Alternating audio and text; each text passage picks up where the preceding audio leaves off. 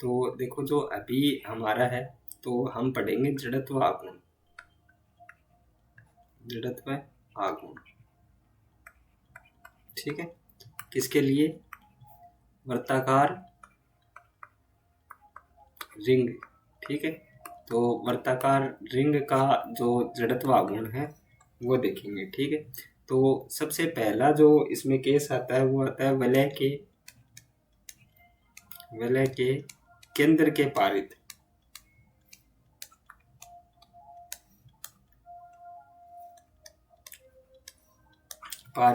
तथा तल के लंबवत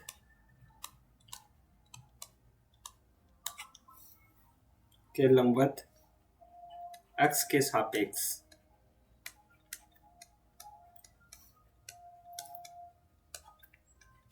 जड़त्व आघूर्ण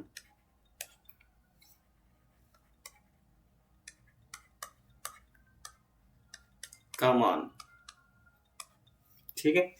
तो ये देखो हमारे पास मान लेते हैं कि ये कोई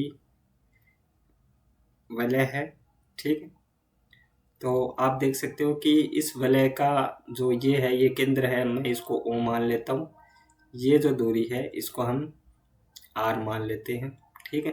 और यहाँ पे एक छोटा सा हम बिंदु लेते हैं जिसका जो मास है वो उसको हम मान लेते हैं डीएम, ठीक है। डीएम मास। तो देखो ये आर है तो ये इसकी त्रिज्या है, तो ये यहाँ पे भी आ रही होगी और यहाँ पे भी आ रही होगी। तो आप किधर भी चले जाओ ये क्या होगी? आर, ठीक है। तो जो जड़त्व आघूर्ण है वो क्या होता है? जो छोटा सा मास है तो इसके लिए जड़त्व आघूर्ण क्या होगा? डी आई, तो इक्वल्स टू डीएम,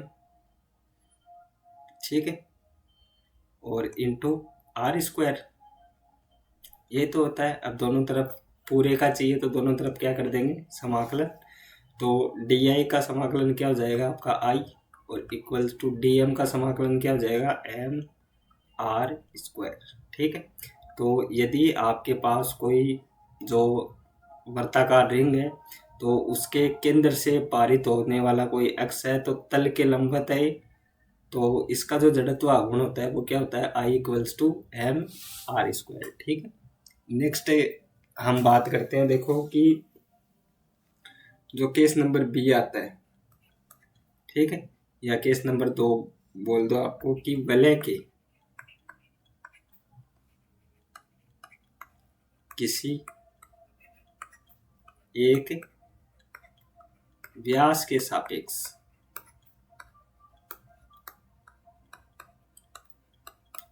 ठीक है। तो देखो इसको कैसे निकालेंगे? तो ये हमारे पास जैसे कोई वलय है, ठीक है।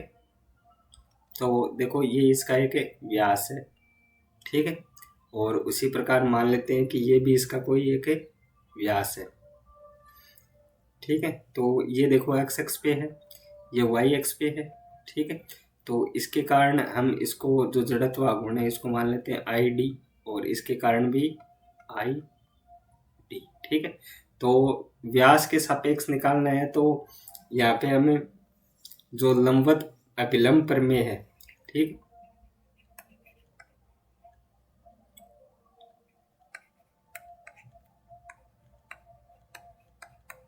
या इसको शॉर्ट में लंब प्रमेय भी बोलते हैं, ठीक।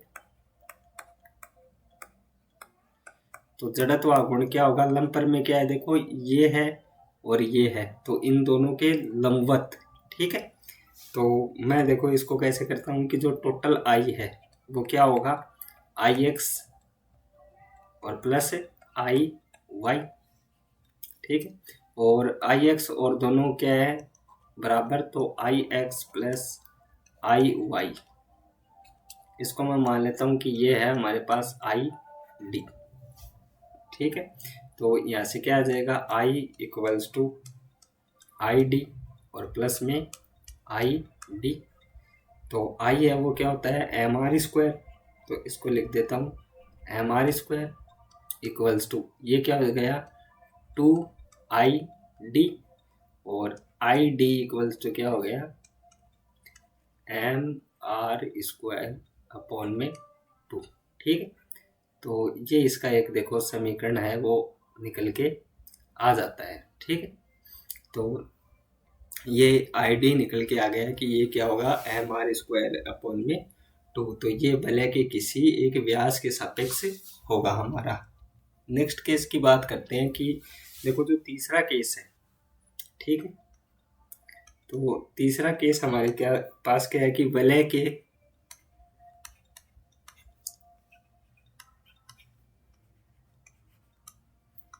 किनारों को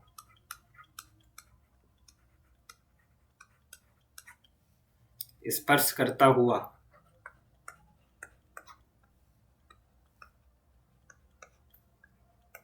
एवं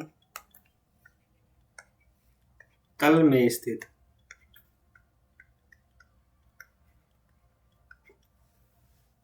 अक्ष के सापेक्ष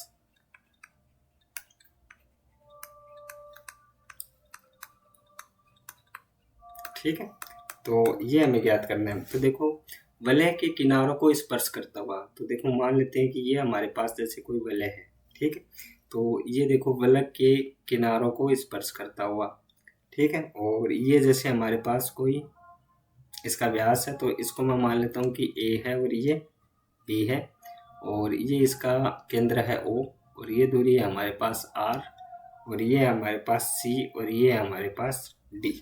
ठीक है, तो यहाँ पे मैं यूज करता हूँ समांतर अक्ष परमेय से, अक्ष परमेय से। ठीक है, तो समांतर अक्ष परमेय क्या है कि आई सी डी, ठीक है, बराबर होगा आपका आई ए बी और प्लस एम आर स्क्वायर। ठीक है, और आपको पता है कि आई ए बी है वो किसके बराबर होगा, आई डी के और प्लस में एम आर स्क्वायर।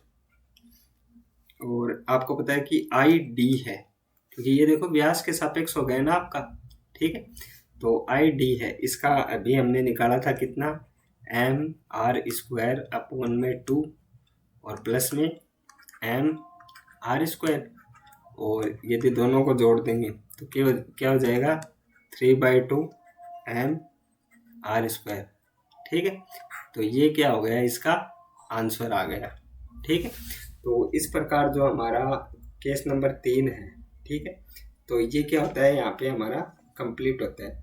नेक्स्ट जो हम केस नंबर 4 की बात करते हैं, तो वो देखो क्या है कि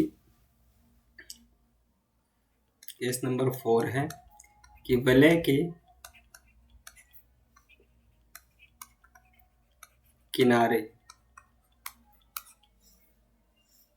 को स्पर्श करता हुआ एवं तल के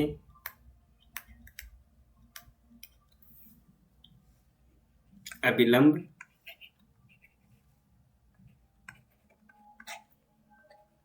अक्ष के सापेक्ष।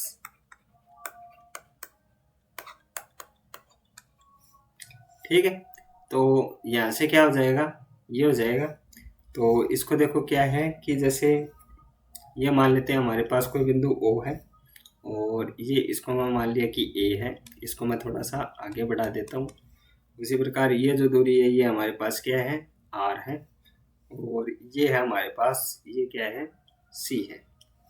ठीक है, तो देखो वलय के किनारे को स्पर्श करता हुआ एवं तल के अभिलंब, मतलब इसके ऊपर की ओर, ठीक है, इसके ऊपर की ओर। तो ये यहाँ से देखो क्या हो जाएगा कि आई, इसको डी मान लेते हैं।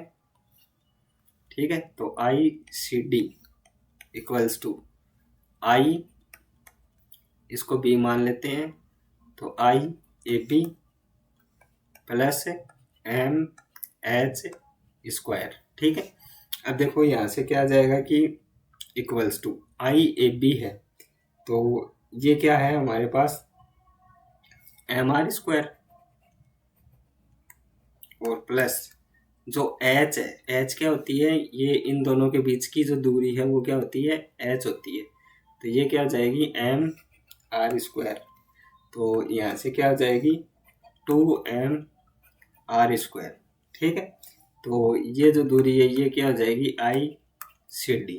ठीक है, तो इस प्रकार इसका जो आंसर आएगा ये क्या आ जाएगा हमारा कि 2m आर स्क्वायर। ठीक है, तो ये हमारा क्या होता है, कंप्लीट होता है। नेक्स्ट जो हमारी क्लास आएगी उसमें हम जो शक्ति होती है ना, उसका जो जड़त्व गुण होता है उसके बारे में चर्चा करेंगे। तो आज के लिए इतना ही, मिलते हैं नेक्स्ट वीडियो में, और बने रहे हमारे साथ और करते रहे कंपटीशन एग्ज़ाम की तैयारी, और चैनल को प्लीज़ सब्सक्राइब कर लें, और मिलते हैं नेक्स्ट वीडियो में। तब तक के लिए थैंक यू।